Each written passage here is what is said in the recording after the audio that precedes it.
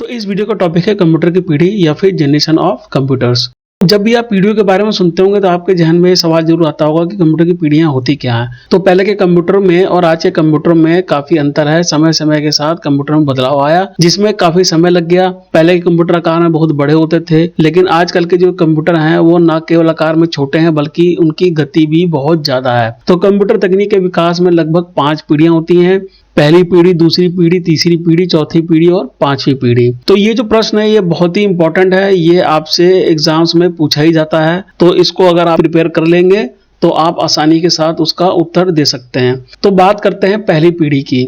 तो जो पहली पीढ़ी थी वो 1946 से 1955 तक रही और इस पीढ़ी में वॉल्व का यानी कि वैक्यूम ट्यूब का इस्तेमाल किया जाता था। अब पहली पीढ़ी के जो कंप्यूटर थे वो उतने उन्नत या आधुनिक नहीं थे। इस जनरेशन में वॉल्व यानी कि वैक्यूम ट्यूब का प्रयोग किया जाता था। ये वॉल्व बहुत जगह घेरते थे। अब आप खुद सोचिए कि अगर 18,000 वॉल्व किसी जगह आपको रखनी है तो वो वैसे ही इतनी जगह घेर लेगा, और ये सर्किट के साथ अगर आपको कहीं पे लगाना है तो बहुत ही ज्यादा जगह घेरेंगे। यही कारण था कि जो फर्स्ट जनरेशन के कंप्यूटर थे या जो पहली पीढ़ी के कंप्यूटर थे वो बहुत ज्यादा जगह लेते थे। अब क्योंकि ये जो वॉल्व बल्ब की तरह होता है यानी कि इसके अंदर एक लाइट जलती है, वैसे तो होता ही सेमीकंडक्टर है लेकिन इसके अंदर एक लाइट जलती है जैसे बल्ब जलता है, तो इस वजह से बहुत ज्यादा गर्मी पैदा करते थे और यही कारण था कि इस जनरेशन के जो कंप्यूटर थे वो बार बार खराब होते थे। तो अगर उदाहरण की बात करें तो इनैक इसका उदाहरण है, जिसकी फुल फॉर्म होती है electronic numerical integrator and calculator. Image में आप देख सकते हैं ये फर्स्ट कंप्यूटर नेम भी है। और ये जो क्वेश्चन है ये भी बहुत इंपॉर्टेंट है। वैसे तो ये मैंने पिछले वीडियो में बहुत ज्यादा डिटेल में समझाया भी है। और ये जो टॉपिक है यानी कि जो जनरेशन वाला टॉपिक है ये आपसे थोड़ा ट्रिकी क्वेश्चन पूछ सकते हैं आपके इंस्टीट्यूट में या फिर आपके स्कूल में, और वो घुमा के पूछेंगे आपसे कि कंप्यूटर को टेक्नोलॉजी के आधार पर वर्गीकरण कीजिए। तो यहाँ पे टेक्नोलॉजी का मतलब है जनरेशन, क्योंकि हर जनरेशन में टेक्नोलॉजी ही चेंज हो रही है। तो आप कंफ्यूज मत होइएगा, टेक्नोलॉजी जनरेशन एक ही बात है। अब आइए थोड़ा और जानते हैं। तो ये कुछ की पॉइंट्स हैं, जैसे कि इसे चलाने के लिए लगभग 18,000 वैक्यूम ट्यूब का उपयोग किया जाता था। इस जनरेशन के कंप्यूटर में एसी यानी कि अल्टरनेट करंट से चलते थे और इन्हें चलाने के लिए 200 किलोवाट बिजली की आवश्यकता होती थी। इस पीढ़ी के कंप्यूटरों की गति मिली सेकंड्स यानी कि हजारों सेकंड में मापी जाती थी, यानी कि स्पीड बहुत ही कम थी। पहली पीढ़ी के कंप्यूटर विभिन्न कार्यों को करने के लिए एक प्रोग्राम भाषा का उपयोग करते थे जिसे मशीन भाषा कहा जाता है। तो इस जनरेशन के कंप्यूटर में कोई ऑपरेटिंग सिस्टम वगैरह नहीं था, सीधे मशीनी लैंग्वेज पे काम होता था। पहली पीढ़ी के कंप्यूटर का उपयोग कैलकुलेशन, डाटा स्टोरेज और साइंटिफिक टास्क के लिए किया जाता था। इस कंप्यूटर का वजन लगभग 30 टन हुआ करता था। बहुत ज्यादा भारी होते थे कंप्यूटर। ये कंप्यूटर मल्टीटास्किंग करने में सक्षम नहीं थे। आजकल के कंप्यूटर मल्टीटास्किंग करते हैं और एक समय में केवल एक ही समस्या का समाधान कर सकते थे। और पहली पीढ़ी के कंप्यूटर आकार में बहुत बड़े थे, जैसा कि मैंने आपको पहले ही बताया था। भारी थे क्योंकि 30 टन के हुआ करते थे। इनका आकार लगभग 36 बाई 50 के कमरे जितना बड़ा होता था। तो आप सोच सकते हैं कि कितने बड़े कंप्यूटर होते थे। आजकल तो हम अपने कंप्यूटर को डेस्क पे रख लेते हैं या लैब पे रख के काम कर सकते हैं, लेकिन उस जमाने में ये पॉसिबल नहीं था। तो आइए अभी जानते हैं कि इसमें मेमोरी, स्पीड और इसके उदाहरण के बारे में। तो मेमोरी की अगर बात करें तो मेमोरी ड्रम इसमें यूज होता था डाटा स्टोरेज के लिए, आप इमेज में देख सकते हैं। और अगर गति की बात करें तो 33.3 माइक्रोसेकंड इसकी स्पीड थी, यानी कि बहुत ही कम स्पीड थी। और सॉफ्टवेयर या लैंग्वेज की बात करें तो यहाँ पे मशीनी भाषा का इस्तेमाल किया जाता था, यानी कि मशीन लैंग्वेज में आपको डायरेक्ट काम करना पड़ता था जो कि थोड़ा टफ था। और अगर हम एग्जाम्पल्स या उदाहरण की बात करें तो इनैक या फिर इडवैक और यूनिवैक, ये 3 तरह के कंप्यूटर थे और ये उनकी इमेज है, आप देख सकते हैं। तो ये थी पहली पीढ़ी। आइए अब बात करते हैं दूसरी पीढ़ी की। 1956 से 1965 तक रही और इसमें ट्रांजिस्टर का उपयोग किया जाता था। अभी जो ट्रांजिस्टर है ये भी सेमीकंडक्टर का काम करता है और आप देख सकते हैं ये कितने छोटे होते हैं। ये बात अलग है, इमेज में आपको बड़ा दिख रहा होगा लेकिन ये साइज में बहुत छोटे होते हैं वॉल्व से। तो ये जो ट्रांजिस्टर हैं ये दूसरी पीढ़ी में इस्तेमाल किए जाते थे और ट्रांजिस्टर वैक्यूम ट्यूब की तुलना में बहुत छोटे होते थे। दूसरी पीढ़ी में ट्रांजिस्टर के आने से महत्वपूर्ण प्रगति हुई, यानी कि इंप्रूवमेंट हो गया बहुत ज्यादा। कंप्यूटर का आकार छोटा हो गया। ट्रांजिस्टर वैक्यूम ट्यूब की तुलना में सस्ते, आकार में छोटे, अधिक विश्वसनीय और तेज गति से संचालित होते थे, तेज गति से चलते थे। अब अगर उदाहरण की बात करें तो IBM 7000 सीरीज के जो कंप्यूटर थे वो उस जमाने में बनाए गए जिसमें ट्रांजिस्टर का यूज किया जाता था। अभी जो IBM कंपनी है ये वही है जो हरमन हेलरिथ ने बनाई थी। अगर आप मेरा पिछला वीडियो देखेंगे तो उसमें मैंने डिटेल में बताया है कि कैसे इसका नाम IBM पड़ा, पहले वो किस नाम से कंपनी बनाई गई थी। तो फिलहाल इस टॉपिक को छोड़ते हैं, आगे बढ़ते हैं। तो अगर की पॉइंट्स की बात करें तो दूसरी जनरेशन के कंप्यूटरों में मशीनी भाषा के बजाय असेंबली लैंग्वेज और हाई लैंग्वेज का यूज किया जाता था, इस्तेमाल किया जाता था, यानी कि मशीनी लैंग्वेज से थोड़ा आसान हो गया। अब ट्रांजिस्टर का उपयोग से कम गर्मी होती थी और कम बिजली भी खपत होती थी। अब कम गर्मी तो होगी क्योंकि इसमें तो कोई लाइट जलती नहीं थी, इसलिए गर्मी भी कम होती थी और बिजली की खपत भी कम होती थी। अब गणनाएं केवल माइक्रो सेकंड की बात थी, तो स्पीड बढ़ गई, यहाँ पे माइक्रो सेकंड्स में आ गई स्पीड। इन्हें समय समय पर रखरखाव की आवश्यकता होती थी। दूसरी जनरेशन के कंप्यूटरों में इनपुट आउटपुट डिवाइस के रूप में पेपर टेप का इस्तेमाल किया जाता था। तो अब यहाँ पे क्या था कि थोड़ा और विस्तार हुआ टेक्नोलॉजी का, इनपुट आउटपुट डिवाइसेस भी कनेक्ट कर दी गई कंप्यूटर के साथ। तो मेमोरी की अगर हम बात करें तो मैग्नेटिक कोर का उपयोग किया जाता था प्राइमरी मेमोरी के लिए, और सेकेंड मेमोरी के लिए मैग्नेटिक टेप और मैग्नेटिक डिस्क का इस्तेमाल किया जाता था स्टोरेज के लिए। तो इमेज में आप देख सकते हैं। तो अगर अब स्पीड की बात करें तो यहाँ 10 माइक्रो सेकंड्स हो गई स्पीड, जो कि पहले 33 थी, 3 गुना स्पीड बढ़ गई। और सॉफ्टवेयर लैंग्वेज की बात करें तो कोबोल, फोर्ट्रन जैसी हाई लेवल लैंग्वेज में काम होता था। और अगर हम उदाहरण की बात करें या एग्जाम्पल की बात करें इस जनरेशन कंप्यूटर्स की, तो IBM 7000 सीरीज के अलावा IBM 7070 सीरीज, ये सीरीज एक के बाद एक आती रही और हनीवेल जैसी कंपनी भी बनाने लगी इन कंप्यूटर्स को। इमेज में आप देख सकते हैं। इसके बाद अगर हम बात करें तीसरी पीढ़ी की यानी कि थर्ड जनरेशन की, तो 1966 से 1975 तक ये पीढ़ी चली और इसमें इंटीग्रेटेड सर्किट यानी कि IC का इस्तेमाल किया गया। तो तीसरी पीढ़ी के आने तक कंप्यूटर के क्षेत्र में अच्छी प्रगति हो चुकी थी, कंप्यूटर और भी उन्नत और आधुनिक हो गए थे। तीसरी पीढ़ी के दौरान कंप्यूटर में ट्रांजिस्टर की जगह इंटीग्रेटेड सर्किट यानी कि IC का उपयोग किया जाने लगा। IC सिलिकॉन से बनी एक प्रकार की चिप होती है। इंटीग्रेटेड सर्किट से सबसे पहले 10 से 20 ट्रांजिस्टर का उपयोग किया जाता था, इसलिए इन्हें सिलिकॉन चिप भी कहा जाता है। तो इसी कारण से तीसरी पीढ़ी के कंप्यूटर अत्यधिक विश्वसनीय थे। और अगर हम एग्जाम्पल की बात करें तो आप देख सकते हैं इमेज में, ये थर्ड जनरेशन का कंप्यूटर है IBM कंपनी का।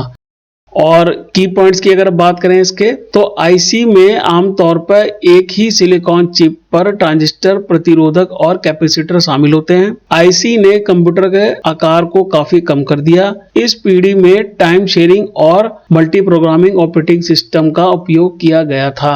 अब यहाँ पे देखिए कि नई चीज आई है, टाइम शेयरिंग और मल्टी प्रोग्रामिंग ऑपरेटिंग सिस्टम। तो टाइम शेयरिंग और मल्टी प्रोग्रामिंग ऑपरेटिंग सिस्टम क्या होता है कि वो ऑपरेटिंग सिस्टम जो एक से ज्यादा लोग एक ही समय में यूज करते हैं। ये जो टर्म्स कहलाती थी वो टाइम शेयरिंग और मल्टी प्रोग्रामिंग ऑपरेटिंग सिस्टम कहलाती थी। उन्होंने जटिल गणनाओं और तेज प्रोग्राम निष्पादन का समर्थन किया। तो ये जो टेक्नोलॉजी थी ये कॉम्प्लेक्स कैलकुलेशन या फिर फास्ट स्पीड को सपोर्ट करती थी। तो तीसरी जनरेशन के जो कंप्यूटर थे वो काफी कम मात्रा में गर्मी पैदा करते थे और कम बिजली की खपत करते थे। इस पीढ़ी के कंप्यूटरों द्वारा इनपुट आउटपुट के लिए कीबोर्ड और मॉनिटर का उपयोग किया जाता था। अब यहाँ पे देखिए कीबोर्ड और मॉनिटर इंट्रोड्यूस हो गए और इस पीढ़ी में MICR, प्लॉटर और स्कैनर का आविष्कार हुआ। इस पीढ़ी में टाइम शेयरिंग और मल्टी प्रोग्रामिंग ऑपरेटिंग सिस्टम की अवधारणाएं पेश की गई थी। तो यहीं से जो है बहुत ज्यादा टेक्नोलॉजी का विस्तार हो गया थर्ड जनरेशन से। यहाँ पे स्कैनर भी आ गए, प्लॉटर भी आ गए और इस जनरेशन कंप्यूटर को AC की जरूरत पड़ती थी मशीन को ठंडा रखने के लिए।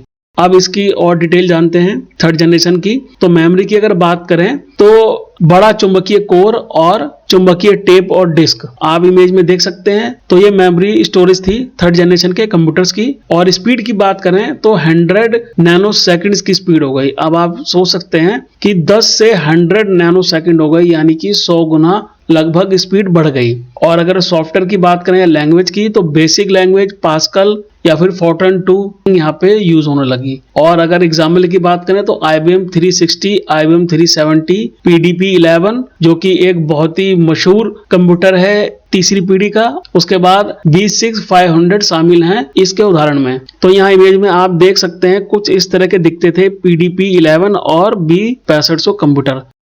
अब बात करते हैं चौथी पीढ़ी की। 1976 से 1995 तक रही। तो इसमें जो टेक्नोलॉजी यूज हुई वो माइक्रो प्रोसेसर की टेक्नोलॉजी यूज हुई और उसे VLSI का नाम दिया गया, यानी कि वेरी लार्ज स्केल इंटीग्रेशन। तो चौथी जनरेशन में माइक्रो प्रोसेसर पेश किए गए थे, जिसमें एक ही चिप में हजारों IC का निर्माण किया जा सकता था। अब यहाँ पे देखिए लिखा तो IC है, लेकिन मैं बता दूं कि माइक्रो प्रोसेसर में भी ट्रांजिस्टर ही लगे होते थे। उदाहरण के लिए यहाँ पे बताया गया IC का इस्तेमाल होता था। तो इसमें क्या था कि हजारों ट्रांजिस्टर, यानी कि लगभग 25 से 30 हजार ट्रांजिस्टर एक ही माइक्रो प्रोसेसर में पैक कर दिए गए। तो कंप्यूटर की चौथी जनरेशन में अधिक उन्नत तकनीक का उपयोग किया, जिसे वेरी लार्ज स्केल इंटीग्रेशन यानी कि VLSI का नाम दिया गया और मेटल ऑक्साइड सेमीकंडक्टर तकनीक कहा जाता है इसे। तो माइक्रो प्रोसेसर का बेनिफिट क्या है? इसी एक चिप में तीनों चीजें मिलेंगी, अर्थमेटिक एंड लॉजिक यूनिट और कंट्रोल यूनिट।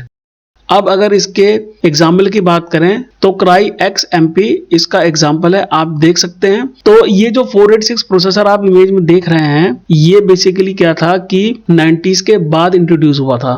और अगर की पॉइंट्स की बात करें तो चौथी पीढ़ी के दौरान माइक्रो प्रोसेसर ने कंप्यूटरों में IC की जगह ले ली। माइक्रो प्रोसेसर में कई LSI सर्किट होते थे, जैसे कि मैंने आपको बताया ना कि IC क्या थी, एक लार्ज स्केल इंटीग्रेशन था और micro processor very large scale integration है। उसकी क्षमता और गति दोनों में काफी वृद्धि हुई। अब जाहिर है कि ज्यादा ट्रांजिस्टर होंगे, ज्यादा लोग काम करेंगे तो स्पीड बढ़ जाएगी किसी भी काम की। और लगभग 5000 ट्रांजिस्टर को एक साथ जोड़कर बड़े पैमाने पर एकीकरण बनाया गया और समय के साथ साथ इस बड़े पैमाने का एकीकरण के रूप में विस्तार किया गया। अब ये जो ट्रांजिस्टर की संख्या है ये वेरी कर रही थी, यानी कि 2500-3000 हजार से 5000, 6000, 10000 ट्रांजिस्टर तक चली गई। तो इस पीढ़ी ने छोटे आकार के कंप्यूटरों में सुविधाओं की एक श्रृंखला पेश की। दूसरे शब्दों में कहें तो माइक्रो प्रोसेसर के कारण ही सुविधाओं को शामिल करते हुए कंप्यूटर का आकार छोटा हो गया। तो यहाँ पे सुविधाओं से क्या मतलब है? जैसे कि प्रिंटर, स्कैनर, कीबोर्ड, माउस, ये सब चीजें इससे अटैच कर दी गई। 4th जनरेशन के कंप्यूटर में ये एक तरह की सुविधा थी। तो इस जनरेशन के कंप्यूटर में टाइम शेयरिंग तो थी, क्योंकि ये 3rd जनरेशन से स्टार्ट हो गई थी, तो उसी को कंटिन्यू किया गया। नेटवर्क आधारित थे, नेटवर्किंग से कनेक्ट किया जा सकता था और मल्टी प्रोसेसिंग हो सकती थी, मल्टी प्रोग्रामिंग हो सकती थी इन कंप्यूटर्स में। उसके बाद इन कंप्यूटर को नाम दिया गया PC का। तो यहीं से जो है PC का चलन हुआ, यानी कि पर्सनल कंप्यूटर का चलन हुआ। और वो पॉसिबल इसलिए हो पाया क्योंकि जब माइक्रो प्रोसेसर आया तो छोटे आकार के कंप्यूटर बनने लगे, जो कि पॉसिबल था घर के अंदर रखना। ये जो PC थे ये छोटे भी थे आकार में और सस्ते भी थे। और चौथी जनरेशन के कंप्यूटर अत्यधिक ऊर्जा कुशल, तेज और विश्वसनीय थे। चौथी जनरेशन के कंप्यूटर में क्या था कि माइक्रो प्रोसेसर का यूज होता था, तो इसलिए इसमें AC वगैरह की जरूरत नहीं पड़ती थी, लेकिन कंप्यूटर को ठंडा रखने के लिए एक इनबिल्ट फैन लगाया गया जो कि प्रोसेसर को ठंडा रखे। और 4th जनरेशन कंप्यूटर में MS-DOS और MS विंडो का यूज होने लगा, इन ऑपरेटिंग सिस्टम का इस्तेमाल होने लगा।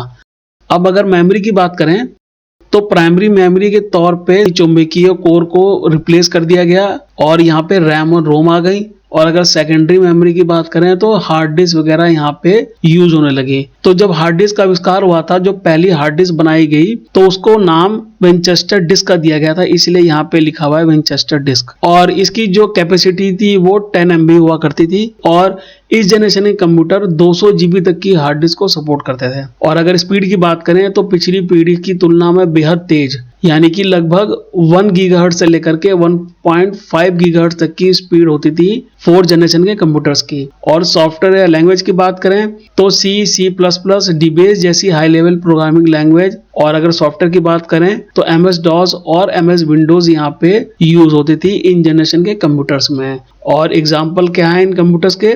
IBM 5100, Star 1000 और Apple II इंट्रोड्यूस हुआ, IBM 4341, एप्पल मैकिन्टॉश जैसे कई कंपनियां आ गई यहाँ पे और कई मॉडल्स आए इन कंप्यूटर्स के। तो यहाँ आप इमेज में देख सकते हैं इस जनरेशन के कंप्यूटर कुछ इस तरह से दिखते थे। अब बात करते हैं 5वीं पीढ़ी की, यानी कि 5th जनरेशन की। तो 2005 से अब तक ये जनरेशन चल रही है। और इस जनरेशन की टेक्नोलॉजी की अगर हम बात करें तो माइक्रो प्रोसेसर ही यूज होते हैं, लेकिन यहाँ पे ULSI नाम दिया गया है इन माइक्रो प्रोसेसर का, यानी कि अल्ट्रा लार्ज स्केल इंटीग्रेशन। तो देखिए पहले हमने लार्ज स्केल इंटीग्रेशन पढ़ा जो कि आईसी थी, उसके बाद वेरी लार्ज स्केल इंटीग्रेशन पढ़ा जो कि माइक्रो प्रोसेसर थे, 4th जनरेशन में यूज होते थे। अब 5th जनरेशन में ये जो माइक्रो प्रोसेसर हैं ये अल्ट्रा लार्ज स्केल इंटीग्रेशन है। अभी तक क्या था, एक माइक्रो प्रोसेसर में हजारों ट्रांजिस्टर थे और अब जो है 5th जनरेशन के माइक्रो प्रोसेसर हैं इसमें लाखों ट्रांजिस्टर हैं एक माइक्रो प्रोसेसर में।